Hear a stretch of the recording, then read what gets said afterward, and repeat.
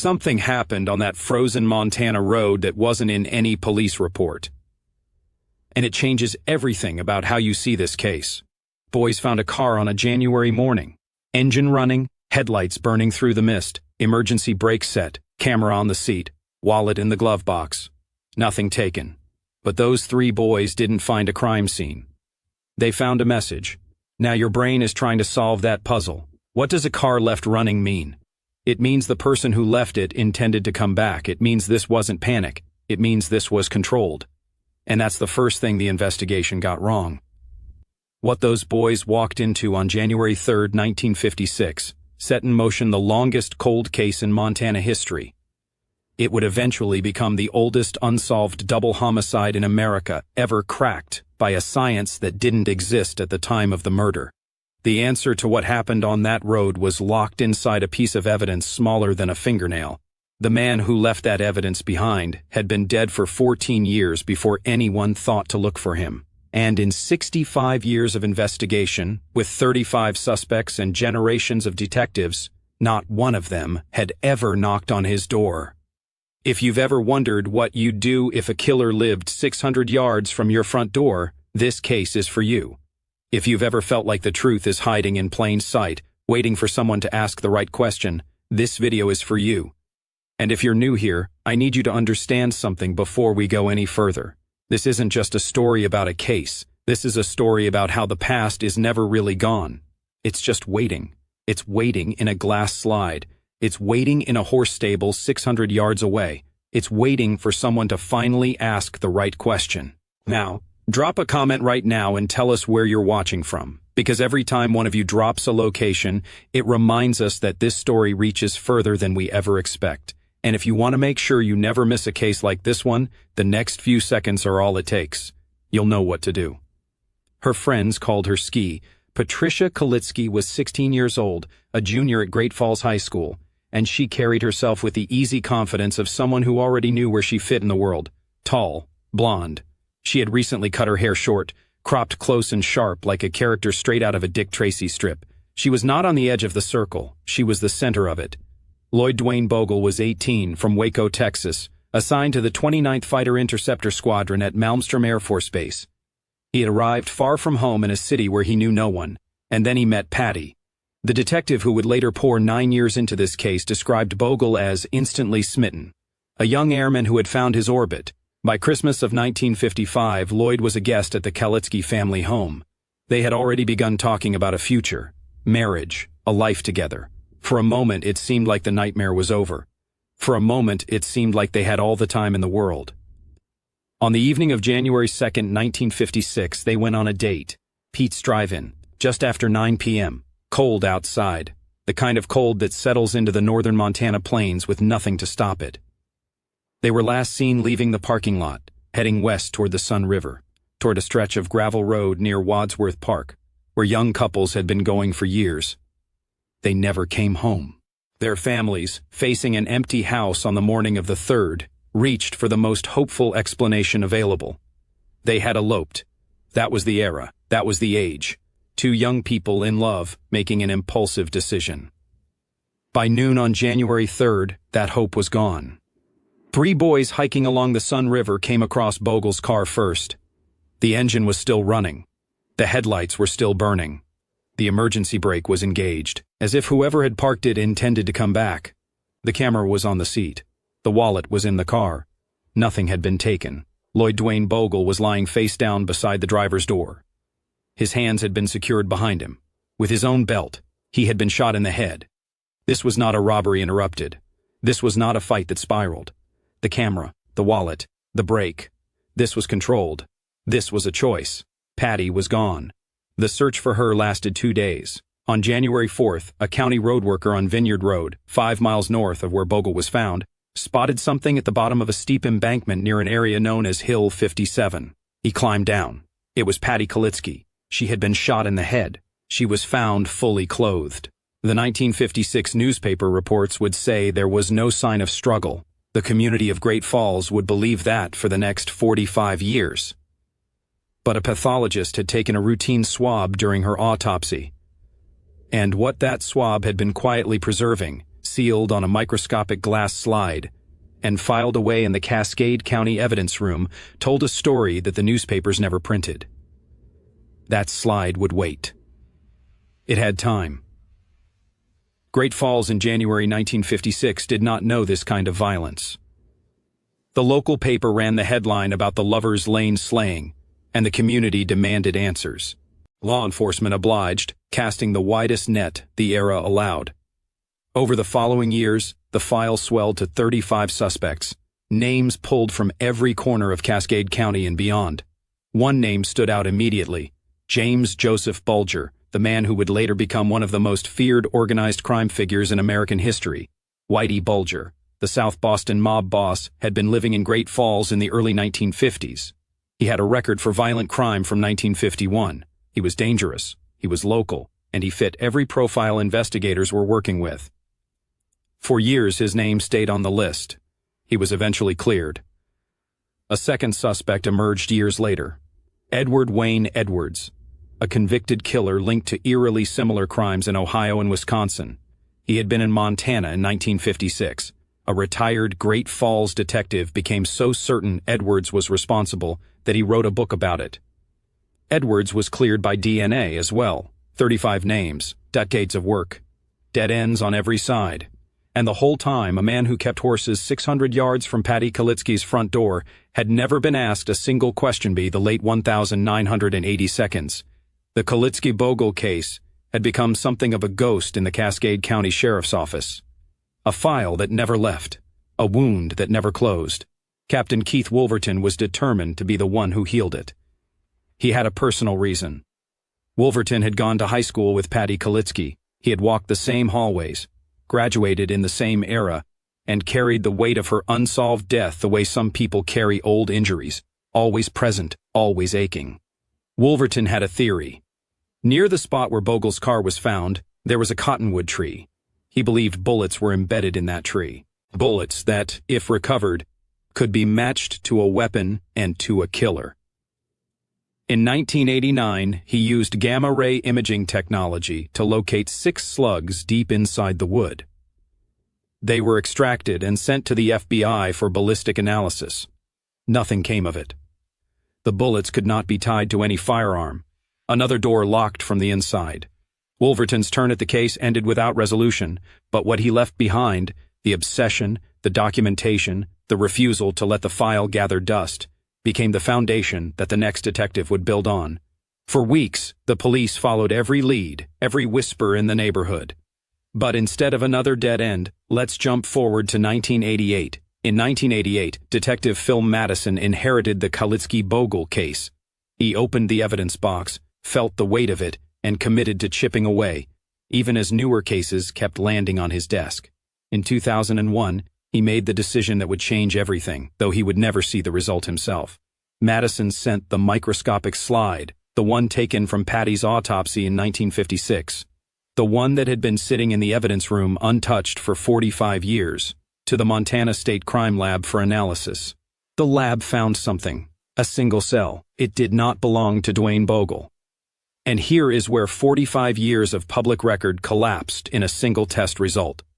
The newspapers had said no struggle, fully clothed, no sign. But the slide had been holding proof all along that someone had been with Patty in the hours between Bogle's death and her own. The swab told the truth that 1956 could not say out loud. The cell was extracted. A DNA profile was built. It was entered into CODIS, the National Criminal DNA Database, and the waiting began. Silence.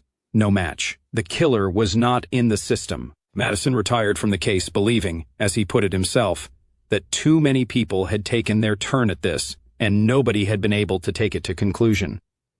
He was right about the first part. He was wrong about the second.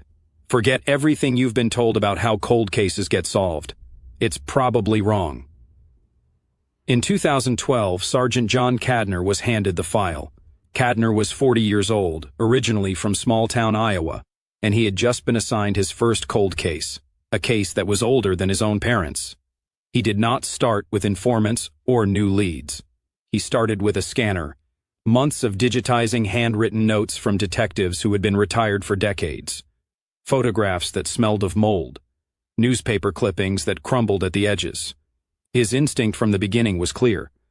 "My first impression," he would later say, "was that the only way we're ever going to solve this is through DNA." But CODIS had already failed. He needed a different approach, a new way of asking the question, and that's when a case more than 1,000 miles away stopped everything. In 2018, investigators in California publicly identified Joseph James DeAngelo as the Golden State Killer, a man responsible for over a dozen murders and dozens of assaults stretching across 2 decades. They had not found him in a criminal database. They had found his cousins. Forensic genetic genealogy. Upload a crime scene DNA profile to the open genealogy databases that ordinary people use to trace their family trees. Build the family tree outward, and follow it until it narrows to a name. Kadner immediately understood what he was looking at. That's when we really started looking at what evidence we had, and if we could potentially do the same thing. 19. The slide went to Bogle Technology, a forensic DNA laboratory in Virginia. Bogle extracted a full genetic profile from the evidence. That profile was uploaded not to a criminal database, but to the same open-source genealogy platforms where people search for their grandparents and great-grandparents. Profiles in the database were genetically compatible with the sample.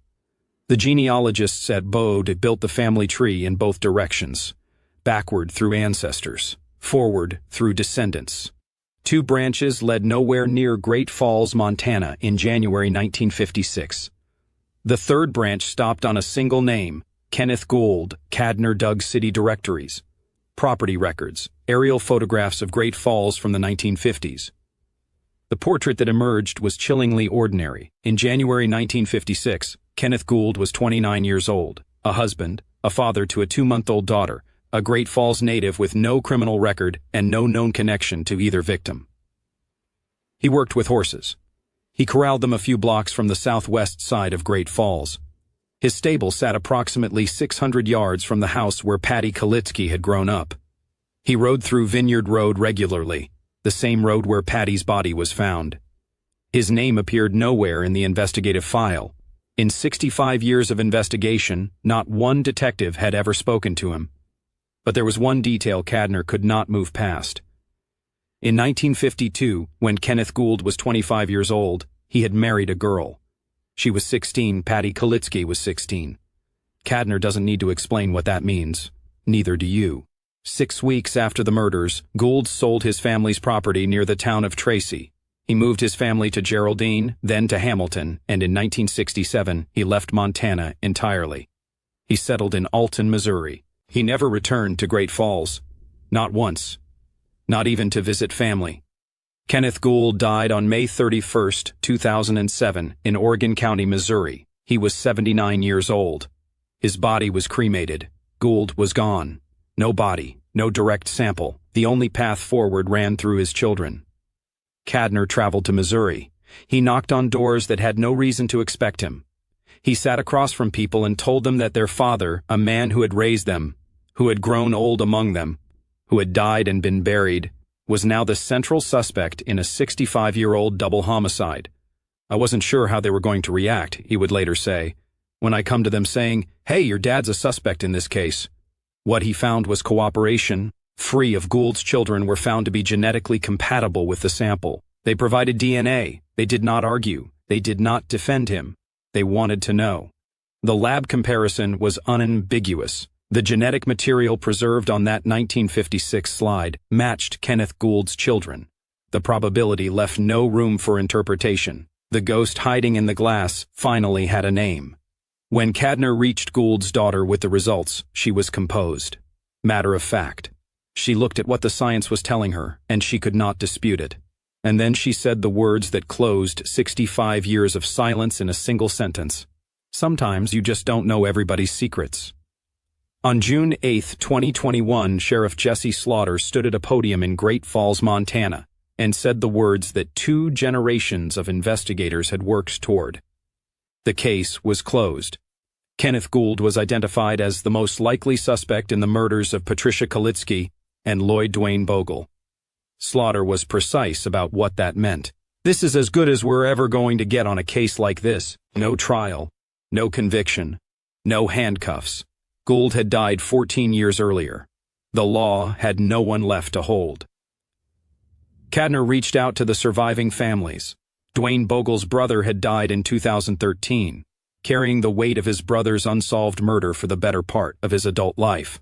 His widow told Kadner that it had shaped everything.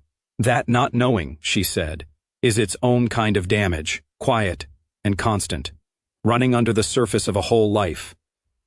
Patty's sister was still alive, but dementia had taken her by the time the answer arrived. She could not receive it. Whether that is tragedy or mercy depends on what you believe she would have needed to hear. The glass slide still sits in an evidence locker in Great Falls, Montana, smaller than a fingernail. It was collected by a coroner who had never heard the word DNA. It survived the Cold War, the moon landing, the rise of the internet. It outlasted Kenneth Gould. It outlasted the detectives who first found it.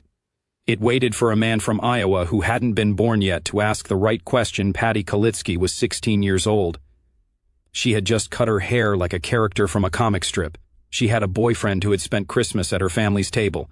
And somewhere in Great Falls, a man who worked 600 yards from her front door already knew that she would never see the sunrise.